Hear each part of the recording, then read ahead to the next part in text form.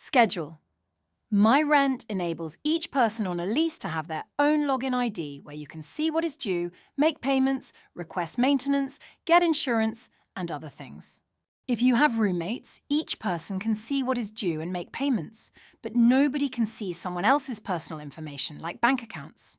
I will be walking you through the different sections of the screen. This is your main screen. From the left menu bar, you can select your dashboard view, select which lease you want to look at if you are on multiple leases, add maintenance requests, and add multiple bank accounts. There are tabs along the top of the screen where you can select the Summary tab, recurring payments, maintenance, documents, history, rental details, notifications, and insurance. Your landlord may not make all features available to you, so some tabs may not be shown. I'm going to start on the Summary view, which shows you what items are due. You can see that the next item is due on June 1st, 2024. This is rent for $1,000 and internet for $100, for a total of $1,100. If you are using a phone or tablet, the same information is also available. In this example, you can pay online with either a bank account, credit card, or debit card. You can also pay using cash at any of the 30,000 MoneyGram locations, which includes Walmart and CVS Pharmacy. If your landlord doesn't support some of the payment types, then they won't be shown. If you want to pay online, you can click to pay with a bank account or with your credit or debit card. If you set up more than one bank account, you can select which bank account you would like to use. After selecting, you can click on Next Rent to pay the full amount on the due date. If you have roommates, there will also be an option for you to pay your portion of the rent. If you want to pay a different amount or on a different date, you can click on Other and select a different amount and a different payment date. Then click the Pay button. You can then see that the payment was added and there is nothing currently due in this example. If you made a mistake, you can click the trash can icon to remove the payment if it is before our daily cutoff time, which is 4 p.m. Mountain Time. If you want to pay with cash, you need to provide 3 things to the clerk at the MoneyGram location. First, that you are doing a bill pay to schedule my rent 16447. Second, your name, which must be exactly as shown on your screen. Lastly, your account number, which is also shown on your screen. If you have roommates, each of you will have a different account number, so make sure you only use yours.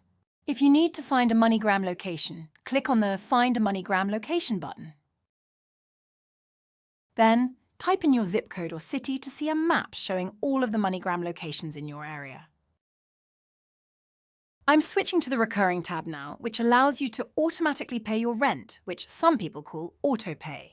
Click on the Recurring slider to turn Recurring on. Then select which bank account you want to use.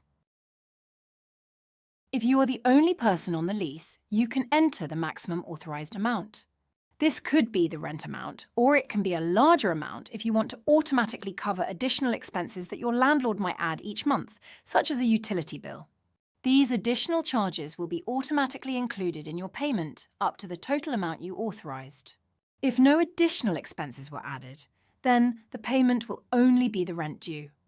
If the total due is more than the authorized amount, you will need to increase the authorized amount before the payment date, add an additional payment to cover the difference, or turn off Recurring and add a payment for the total amount. If you have a roommate, then the payment amount will be the amount you authorized and won't change if additional charges were added. If your landlord added additional amounts, you will need to either adjust the authorized amount, add an additional payment to cover the difference, or turn off Recurring and add a payment for the total amount. You can turn the Recurring payments option on or off anytime. Please remember to click Save when you make a change. I'm switching to the Maintenance tab now, where you can see a list of all your previous maintenance items. If you click on New Request, you can start a new maintenance request.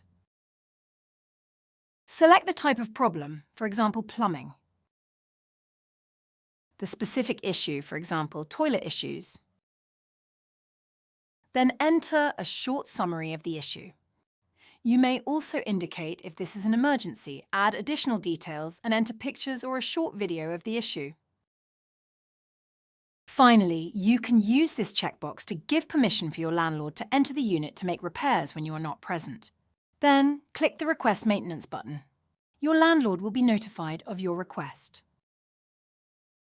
I'm switching to the Documents tab now. In the top section, you can see all documents that have been shared with you.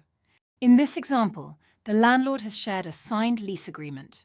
You can click on the View icon to view the document, or click on the Download icon to download it.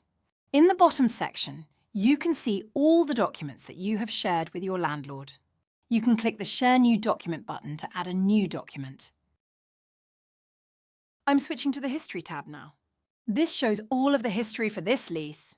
You can click on the Columns box to change what columns are shown, the Download icon to download the history, and the Gear icon to save your preferences. You can also click on one of the Receipt icons to see a receipt for a payment. I'm switching to the Rental Details tab now, which shows an overview of the lease terms. If you have roommates, each of you can enter your portion of the rent at the bottom of the screen. Then, when you are paying rent on the Summary tab, you will see your portion of the rent as an option that you can select. I'm switching to the Notifications tab now. You can select which notifications you would like to receive by using the checkboxes to turn each option on or off. I'm switching to the Insurance tab, which is the last tab. You can obtain an insurance quote and pay for it by clicking on the Get Insurance box. If you already have insurance, click on the Add Policy box to enter information about your policy. Enter the policy details and attach a copy of the policy here. And that's it. You can easily see what is due, make payments, and many other things. Please let us know if you have any questions. Thank you.